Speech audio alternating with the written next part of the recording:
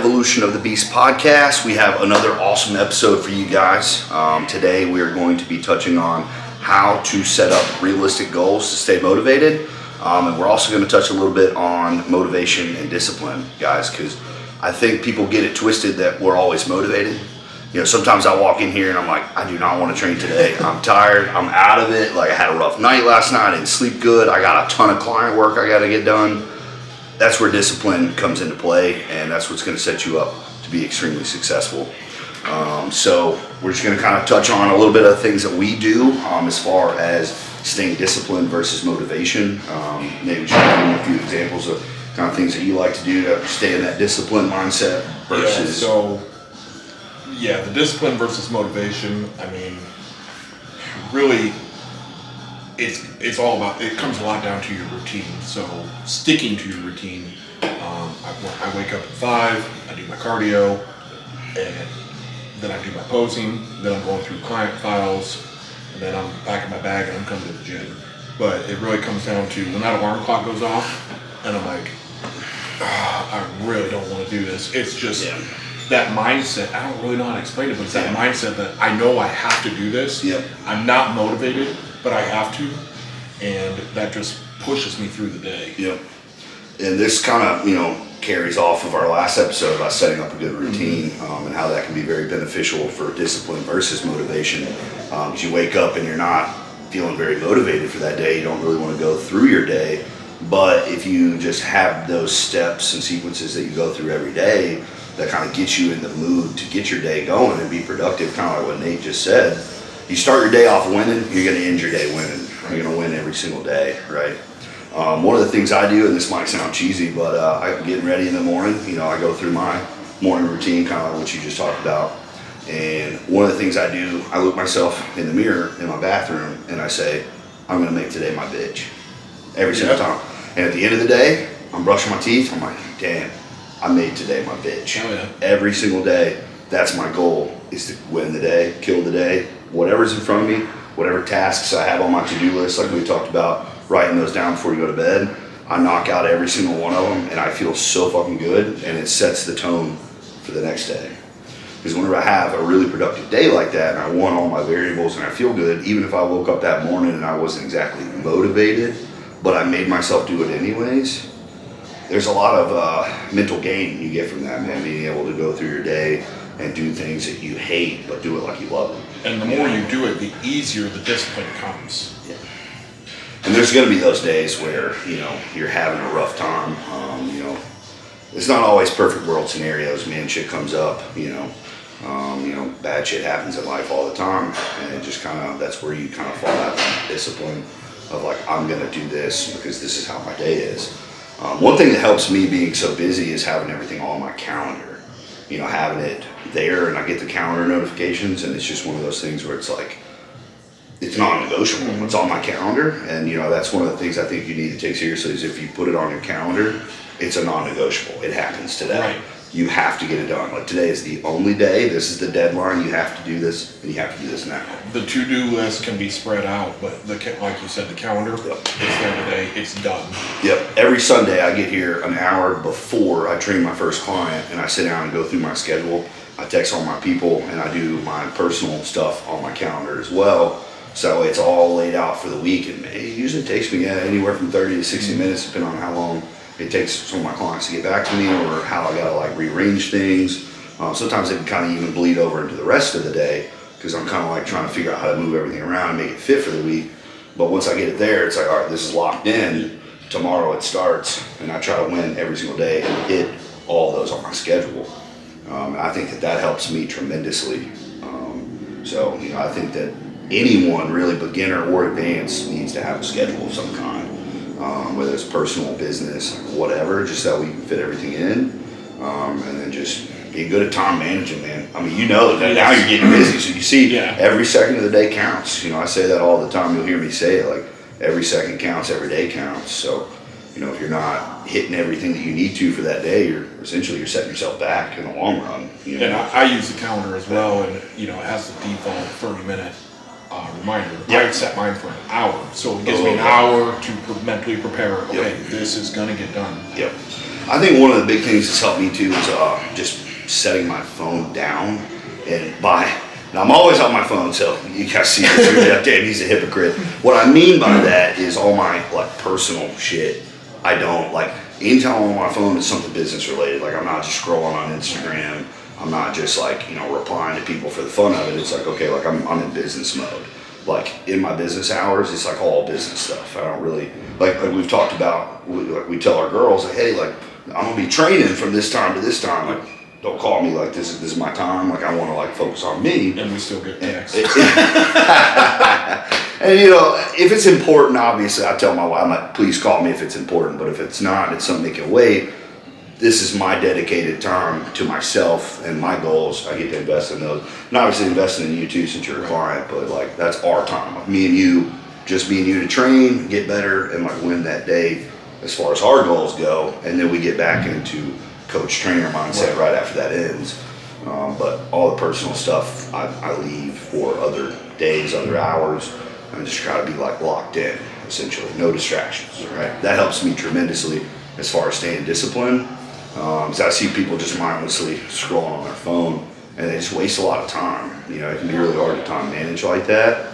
I'm not saying I haven't been guilty of it in the past, but now that I've been so busy, I gotta like try to capitalize every single second of the day counts. Correct. So anytime I can like save a little bit of time, it helps me in the long run for sure. So one of my biggest things with, and this goes with my wife, I told her for 5 years to stop doing it, but she would tell me, we need to talk later, or we need to talk tonight.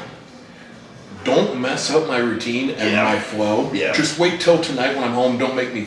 Yeah, because you instantly now start I having think bad about thoughts. it all day. Yeah, I'm like that too, man. I'm very like you say that to me, and the first thing I'm thinking is, holy shit, this is bad. Right. When it could be a good thing, but like naturally, the pessimistic side of me comes out, and I'm like, no, this is bad. Like something's not good. Now your routine's throwing off the whole day. Yeah, because you're thinking about it. You can't you can't go without it. It's like it causes stress. So that's what I mean is like trying to stay locked into your day, and just trying to focus in on like what you can control at the time. I think that helps me a lot, and usually clients that I speak with on this subject, they end up enjoying that, and they get a lot from it. More successful. Absolutely. But that kind of carries over into setting goals too. I think a big thing, and this might sound cheesy, but writing them down. I think anytime you write something down, it becomes more permanent. It becomes more solidified. It's not just a thought. Now it's on paper. It's a real thing. Kind of like what we talked about, where Nate had a great example of getting it all out on paper. What tasks that you got to do for the day tomorrow before you go to bed, so it's not in your mind just sitting there brewing and like you can't go to sleep. Mm-hmm. Same concept of like goals, things that you want to accomplish. Once you write it down or you say it out loud, it becomes a thing. It's like, I want to do this, and you say that over and over again and like basically speak it into existence, man. It's the same thing with setting goals, but I do think people can kind of have unrealistic goals.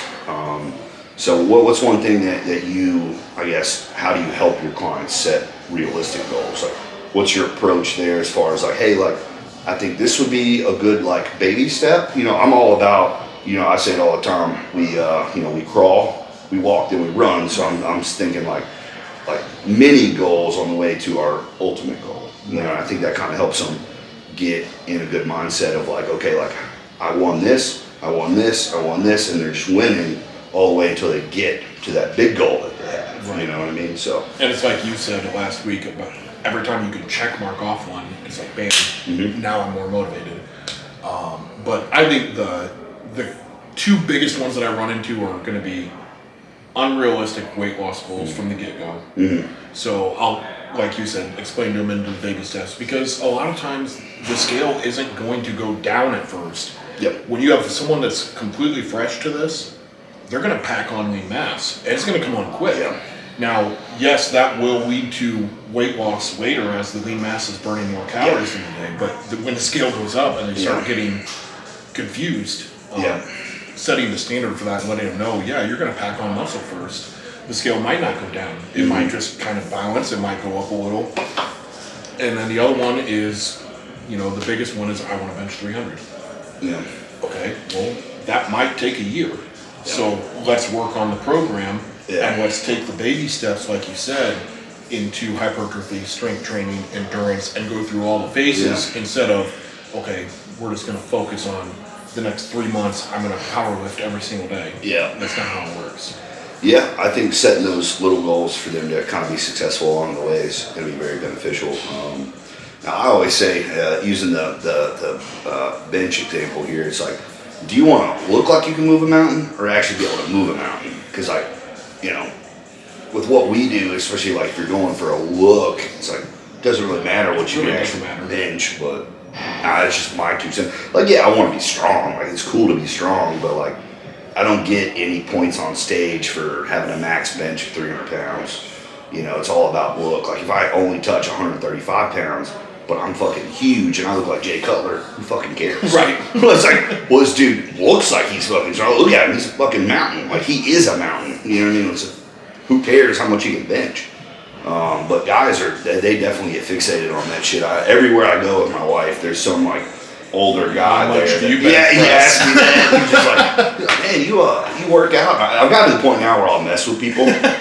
My wife was dying laughing. There was this kid at public, and I was just messing. I was just being sarcastic. But he'd ask me, he's like, man, you work out? And I was just like, no, man, I just look like this. And he was just standing there like with his mouth open, like a gate, like there's an awkward silence. And then I just kind of was like, oh shit, he thinks I'm funny. He didn't get my sarcasm. So I'm like, dude, I'm just playing. Like, he's just like, oh shit, I thought you were serious.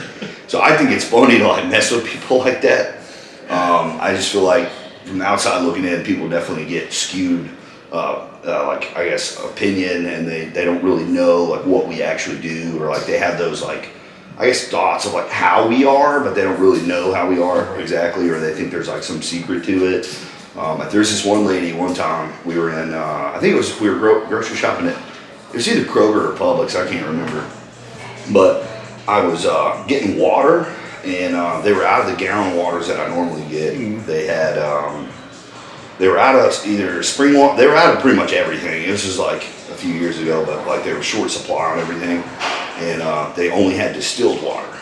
So I'm sitting here loading up my cart with gallons of distilled water. And she's just like looking at me like, oh man, and I could see her out of the corner of my eye, like watching. She was just like, oh, she's like looking around, like looking at all the water. She's like looking at the one in her cart, and she's like, she looks at me, she's like, excuse me, sir, I see you're drinking distilled water here. Is there a reason? I hear fitness people, all they drink is distilled water. Is there like what's the secret to that? And I'm thinking, I'm like, this lady thinks she's gonna start drinking this water and look like me and my wife, and like just like be in shape. I'm just laughing. I was like, no, like they're just out of my normal water, so I'm grabbing these. And she's just, like I'm sorry. I literally laughed about that the rest of the day because me and my wife were like, this is what it's like being a trainer like that. Like people think that there's like some magic pill, or like you drink distilled water, I'm gonna look like you. It's not how it works. Yeah, the alkaline, the distilled, all of it. That shit's funny, man. But that just going on a tangent there, off the bench press example there. But I think setting good goals as far as like first timers, like first week with a beginner client, I tell them, look, like let's just try to hit all of our meals and get our workouts in. And kind of they're gonna have slip ups. They might not finish their food. I think it's hard for them at first to adjust to eating a lot of clean food. So they see it as a lot of food, but it's really not a whole lot of food. It's just more food volume because it's clean food. So I tell them to just kind of like try to get them all in and get adjusted to that, right? If we get that done in week 1, we're good. Week 2, just try to like take them up a notch. Let's try to do this, get our water in, and get our steps in, so that, and obviously training too, and then just kind of keep building onto that. As far as weight loss goals go, I feel like kind of setting a good timeline, but also kind of reassuring them, hey, the scale might go up, it might go down, but I straight up tell them, I tell all my people this, I'm like, I don't care about your weight. Like I'm looking at it like it's a variable, but I'm looking more at your body measurement screen where you check in, and I'm looking at visuals, right? I don't really care what you weigh, because I've had some people stay the same weight, but they just keep looking better and better and better. Honestly, that's how it should be. Right. I don't really necessarily think there needs to be like a huge loss of weight unless you're just carrying around a lot of extra weight. And that can even come slow, because usually somebody who's carrying around a lot of extra weight, they've had it for a while. So you just like kind of reassure them like, hey, like this is going to take time. You know, we want to do it slow, we want to do it right, so we don't have it all come back. So I think just setting those little baby goals along the way. Once I get them in a good rhythm, I'll kind of be like, hey, like let's try to be down another 5 pounds in the next like 4 weeks or something like that. Just kind of give them like a realistic goal. That's something that they can work towards, but it's not impossible and it's also not unrealistic. Like, hey, let's drop 100 pounds in 3 months. Stuff like that, you know, obviously you're going to set them up for failure and then they're going to think poorly of themselves when they don't reach that goal. Yeah. So you want to start with very small goals, right? I think that's huge. Do you have any other things that you do? Like, I know you've been working with your wife too. Do you have anything with her to kind of like set little goals for her to kind of feel more productive? I know with my wife, I've been just trying to get her on her meals and like kind of hitting everything daily. And I just tell her, and I'm very like we got to win the day. You know, we got to hit every variable every single day. If you lay your head down at night knowing you hit all your variables, you won the day. Like you did fucking awesome. Yeah. Let's do it again tomorrow. And with her, you know, I kind of do like what you said. Let's focus on one thing for the week. So getting her back on track here and there when she falls off the wagon, it's the meals. So I'm focusing on that. I'm not hitting her with the meals, the workouts, the cardio, the dietary supplements. I do one thing at a time. So when she falls off, I'll go on a tangent about the meals. Yep. The next day, the meal. Okay, got that down. Yep. Now water. Now let's make sure we get all the workouts in. Yep. So it's just a slow progression instead of overwhelming them and feeling like I can't do this.